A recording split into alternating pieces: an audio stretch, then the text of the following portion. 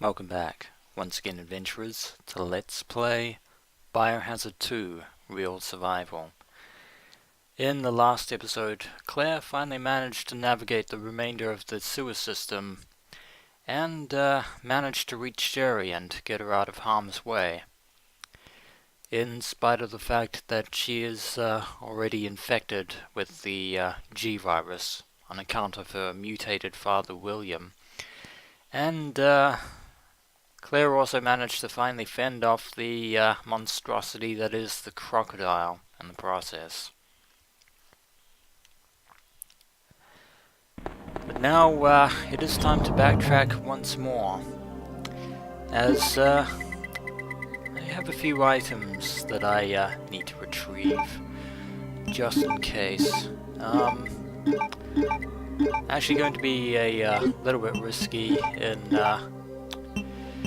storing some of these items because, well, I'm just going through spiders and zombies, so I think I'll just, I'll store away the flame rounds for the time being, and should just be grateful that I can backtrack all the way to the sewer. And before I forget, I need to put my weapon.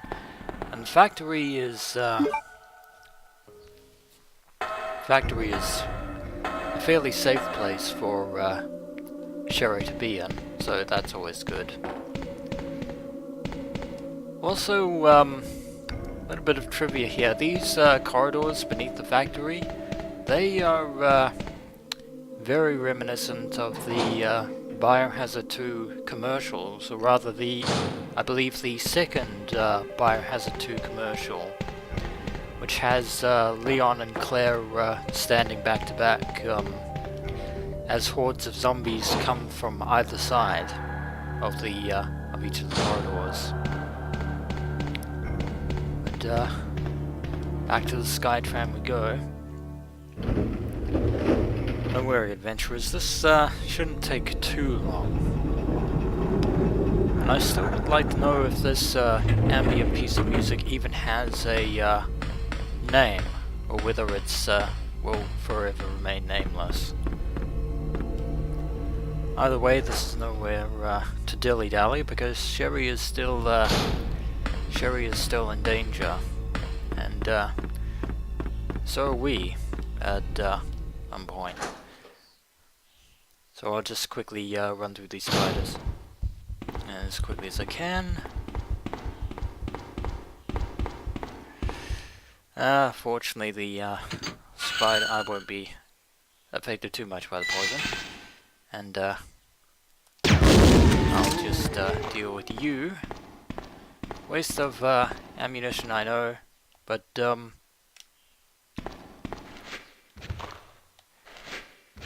aim right.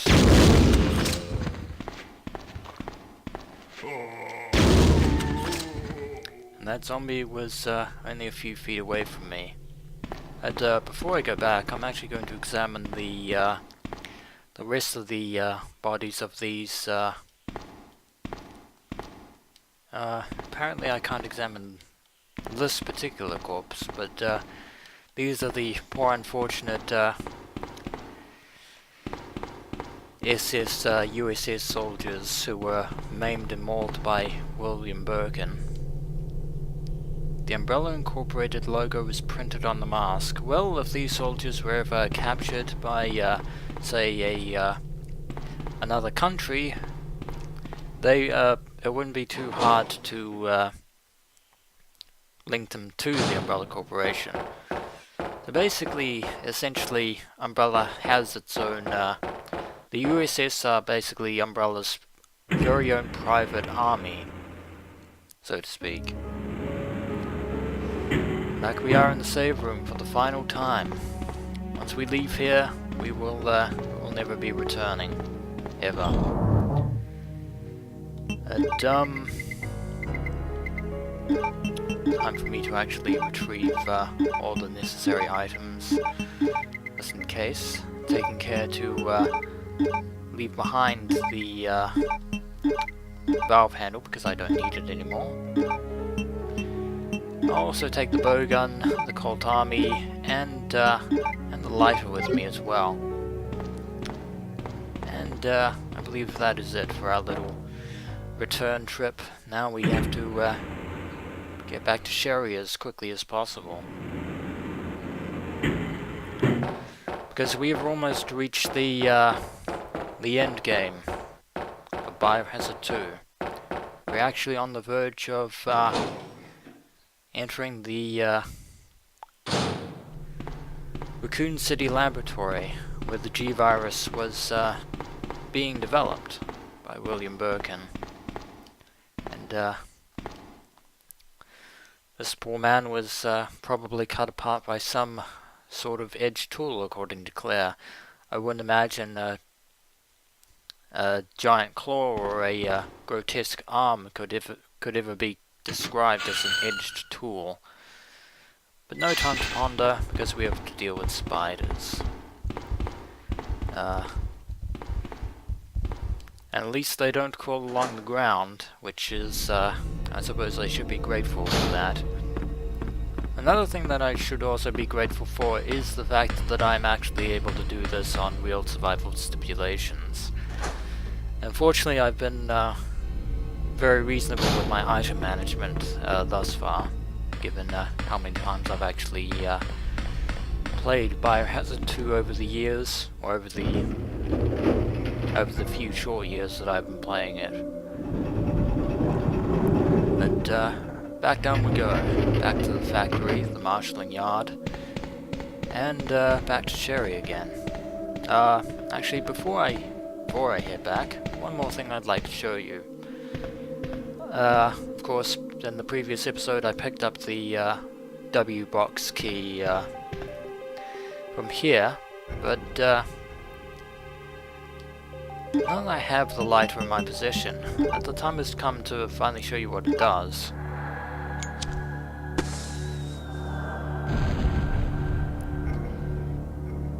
And there goes the flare. Now, if the key was still on the ground, it would suddenly sparkle as a result of the flare illuminating where it is. But as I just demonstrated in the previous episode, gameplay logic doesn't keep you from actually picking up the key per se.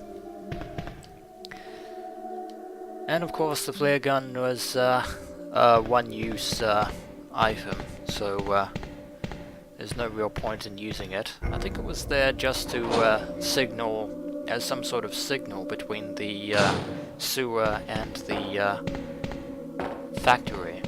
But Sherry is most definitely getting a bit lonely, and I went the wrong way.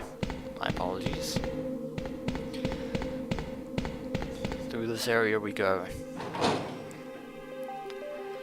And then we'll have to prepare ourselves for the dangers that lurk in the laboratory, because there are plenty of such dangers. Definitely not out of the woods just yet.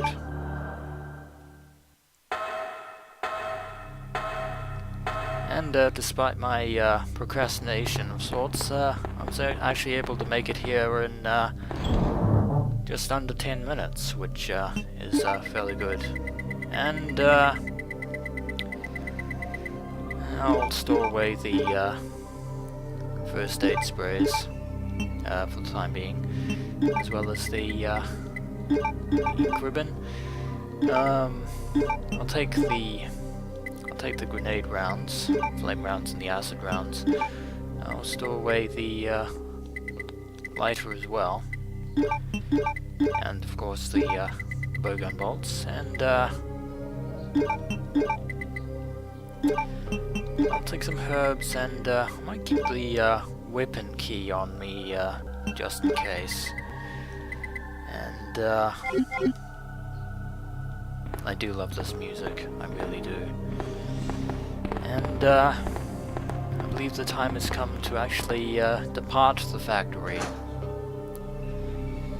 Because the factory, much like the fountain in the at the mansion estate, is actually a cover. And I suppose I'll take these handgun bullets. Why not? I don't think there's anything else here. Although why they were kept here in a drum, I couldn't even begin to tell you. But this is a very nice night out with a very illuminating full moon and a factory map on the wall. As you can see, the vacant factory is, well, the map itself isn't really that large, and there's not much else we can do around here, but we get a very good glimpse of the industrial area on the outskirts of Raccoon City, as well as what I believe to be the, in the distance there, some more, a nice vista view of the Arklay Mountains. And the surrounding vista of industrial buildings and whatnot. I don't know if you can actually see the rest of the city from here. I don't think you can. I think we're pretty much as far from the city center as possible, which would have to be the case if, since Umbrella were trying to keep this under wraps from the ordinary citizens. It appears to be a controlled device for the turntable. There's a keyhole. Well, we're going to have to find the key. And, hopefully it's conveniently placed in the tram itself.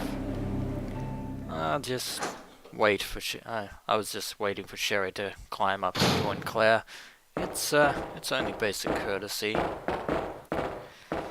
And, Umbrella do love their trams, and, speaking of which, there is a control panel key. So, right where a key needed to be. We didn't have to, use a crest to find it. And it's an ordinary key, no less. Instead of a, motif-based key. Which is a bit of a first for the series. Back outside we go. That moon up there is a full moon that would make even Alucard of Helsing Ultimate want to take a bite to drink, as they say. And now that we have the key, we can activate the tram. Although that siren is very loud. I think all the zombies and mutants in Raccoon City probably heard that one, Claire.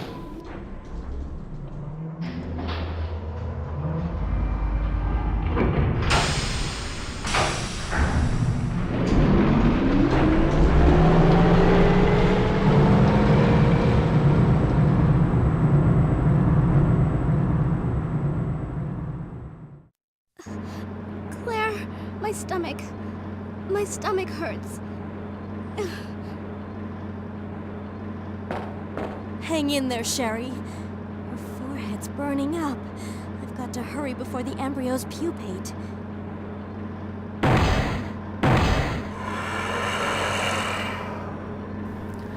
And, things just got worse. Not only is, Sherry's condition accelerating, but, we are not alone. And I'm so very glad that, I chose to bring along my grenade launcher in case of an emergency. Speaking of which, security panel. In case of an emergency, the red light will turn on and access from the outside will be prohibited for a limited time. Yeah, so once we leave this door, we won't be able to come back in for a short while. Which is good for Sherry because she's in no condition to help with the situation. And we're just going straight out there into the heat of battle. And the door is now locked.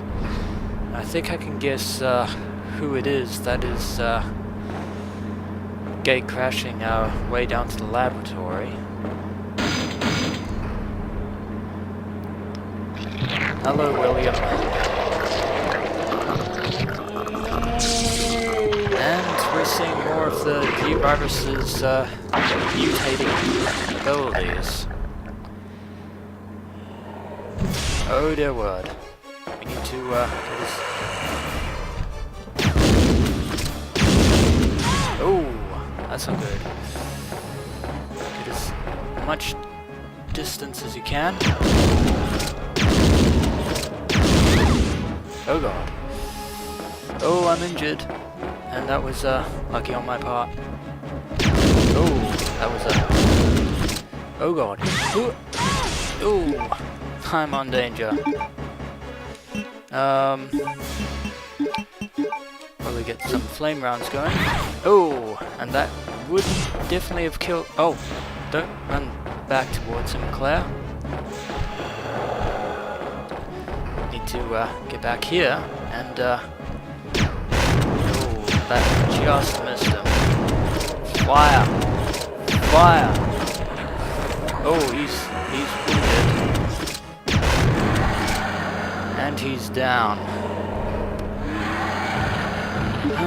He's down but not out, and I still have some flame rounds left, which is good. I considered using the acid rounds against them, but in hindsight, acid rounds are extremely rare. And given G's regenerative properties, I doubt that William is out for the count permanently.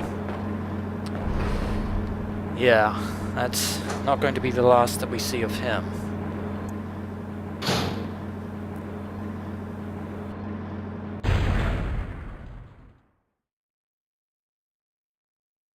Sherry.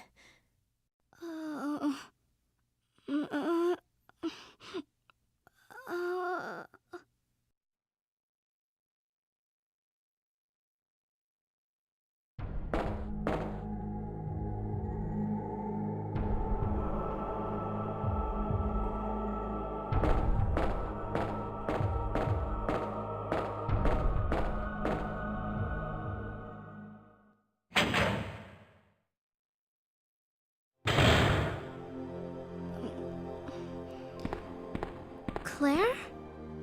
Oh, you're finally awake. Isn't this... That's okay. You keep it. I'm sure it'll keep you safe. Thank you, Claire. Even though I'm an only child, neither of my parents ever spent much time with me because of their work. I grew up alone, but now that you're with me, I finally have someone to rely upon.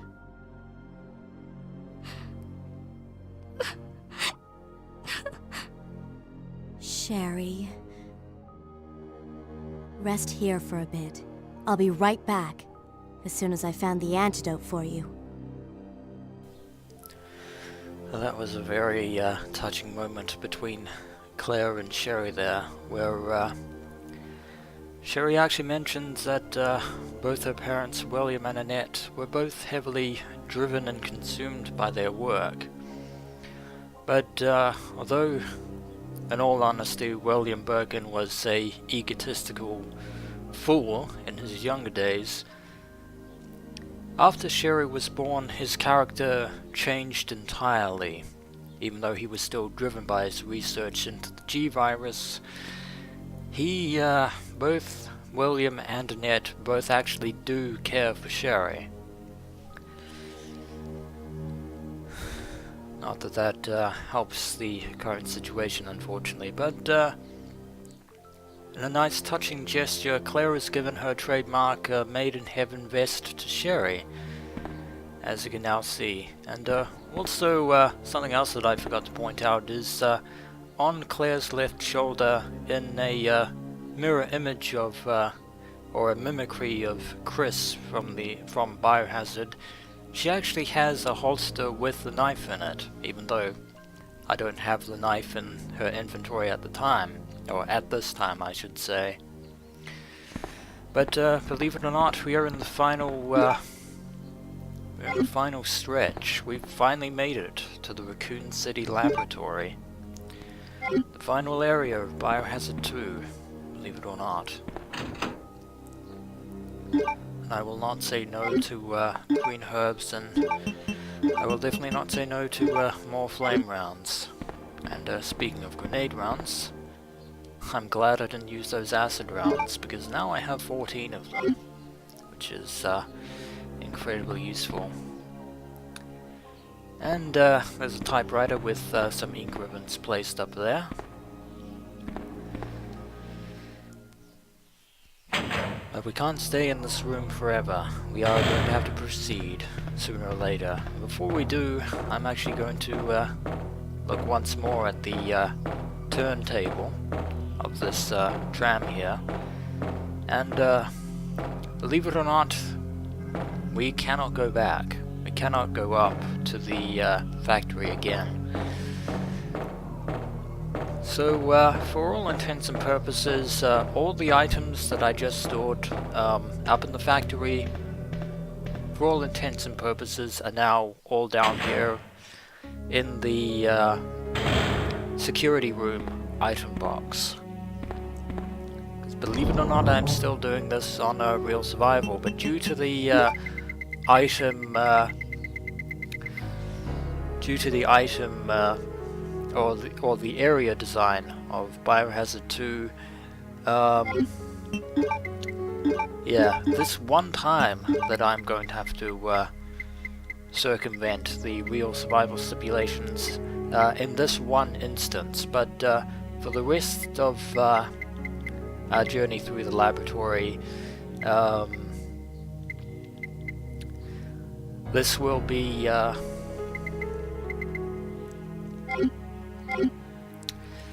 still be a Real Survival run. So any other item boxes that I find will not be linked. Now we'll leave the security room and start exploring the laboratory properly. It's much different than the Arclay laboratory, that's for sure. An elevator. Pressing the button has no effect. It hasn't been used for a long time. And believe it or not, for such a vast research facility, the Raccoon City Laboratory has, for the most part, been running on a skeleton staff for a long while.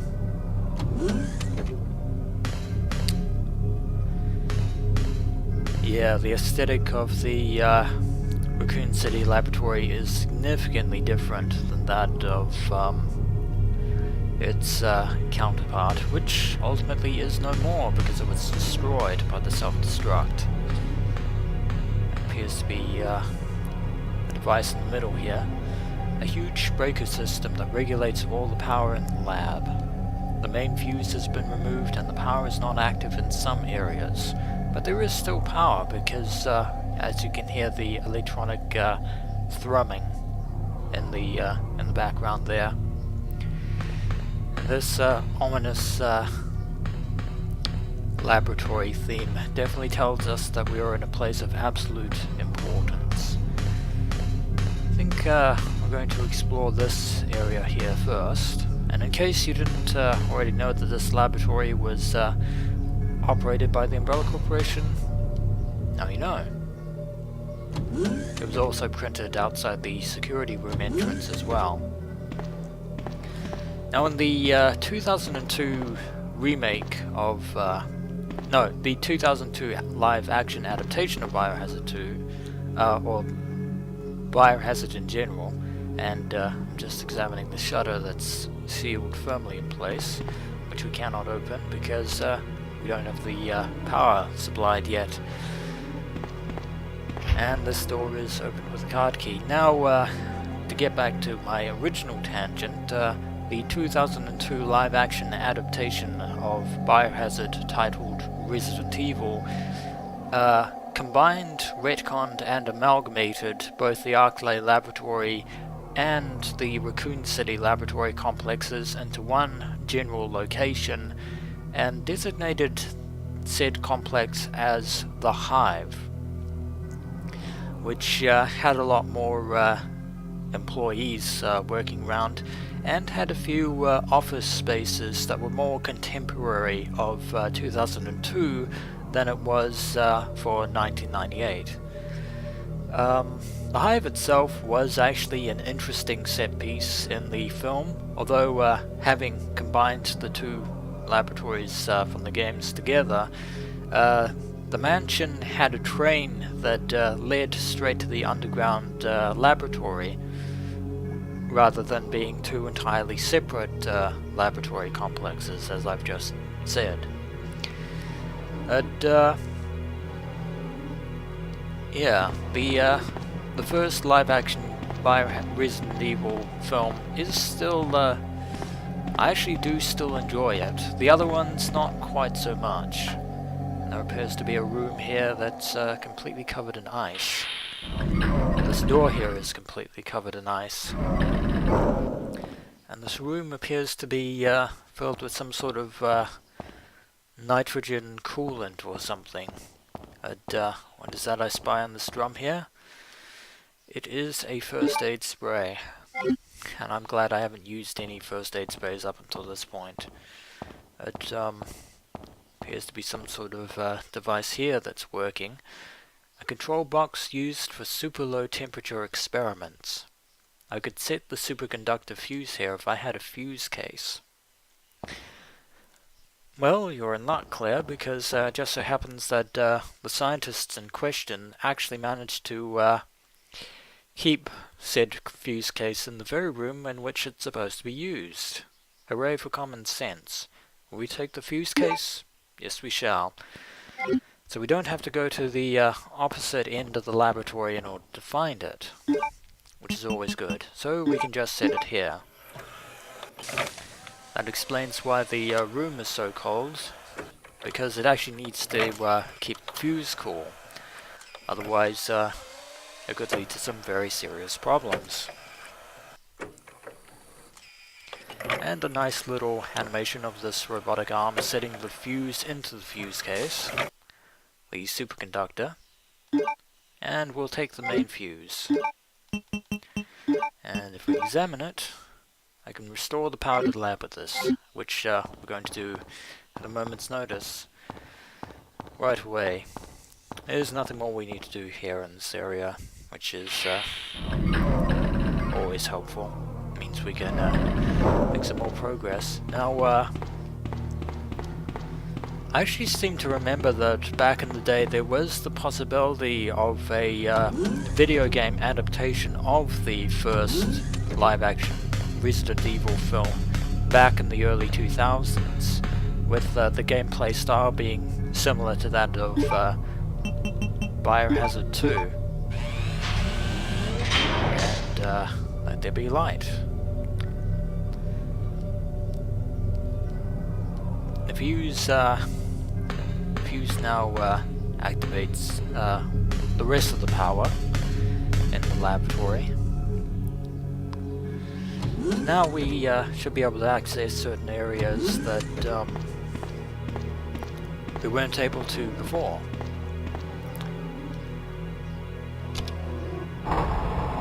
And we'll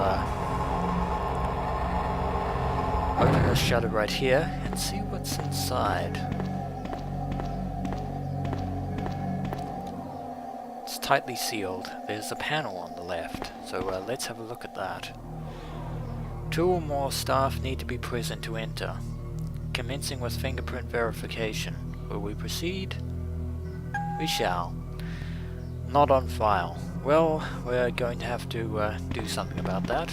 Fortunately, there should be a computer system around that should have us on file. And we cannot get through that door because we don't have the card key. So our only way forward is to make our way through the laboratory in question and go through the west door area, just in case. That wondrous music. Just checking my inventory out of complete paranoia. Now we're going to the west corridor of the Raccoon City Laboratory, and I do love those doors. They definitely give this laboratory a technologically advanced feeling. And you can open this shutter switch now that it has power. Ooh, but behind that are some new enemies. Ivies, no less. Oop.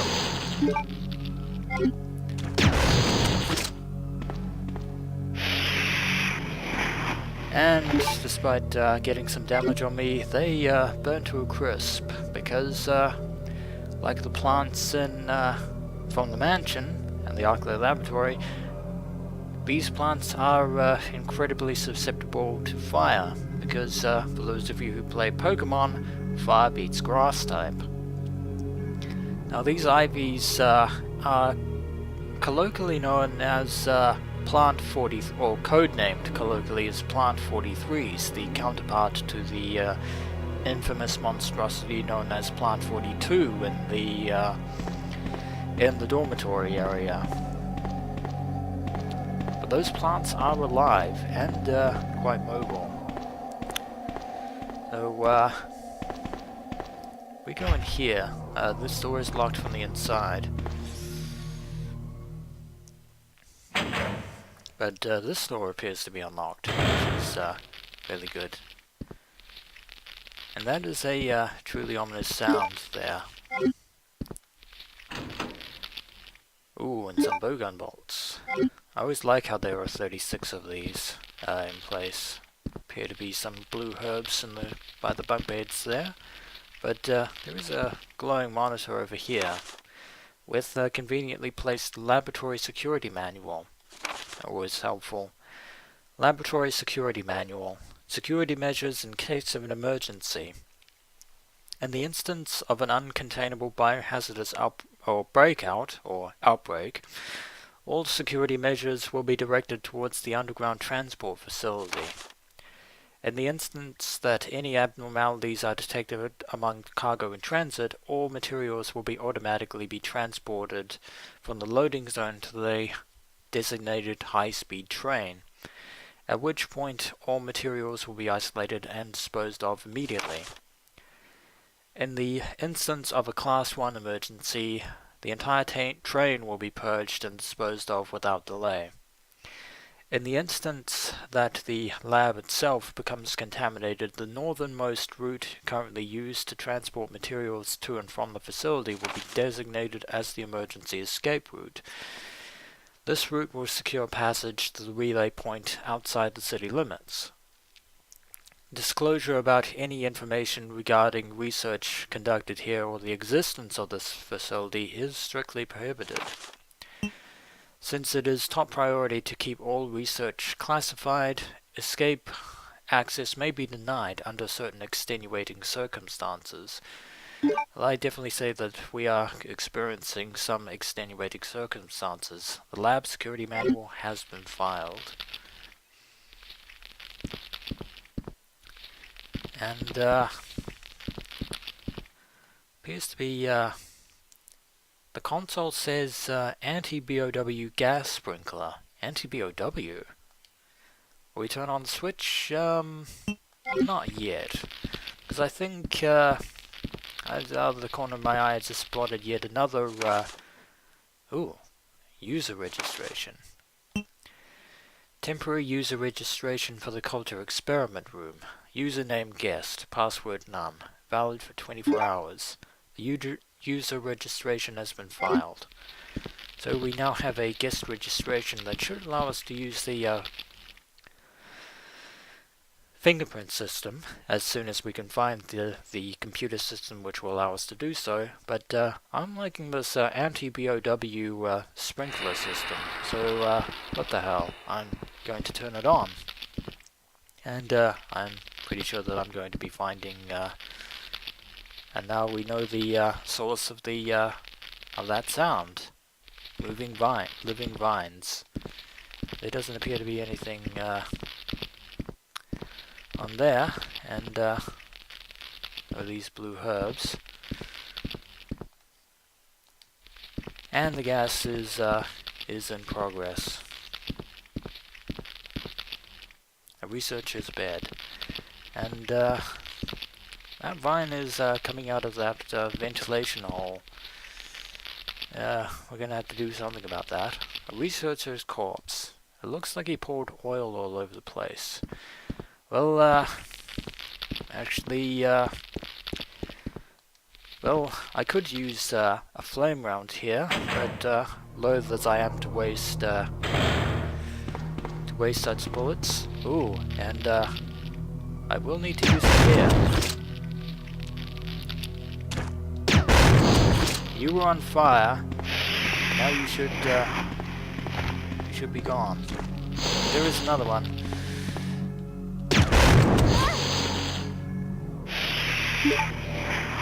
I'm on caution. You are a swine. How did you two come back? Or maybe two more of you appeared out of nowhere. I'm willing to believe. But anyway, back we go to the security room to get the lighter. That's a hint as to what we must do. Oh my word. That is a zombie. Oh no! No. You're back. Horrific memories from Arclay. Not that Claire would understand. These are not your typical zombie. These are experiment zombies. And that zombie is stuck behind the corner. Oh. Die. Oh, and there's one more! I might have to use a herb. I'm gonna wait for you to get back up into my line of fire so you can get the hell out of town. Yeah. Where were you lot hiding? That's was rather. I go to go back for a lighter, and this is what happens. That's truly irritating. But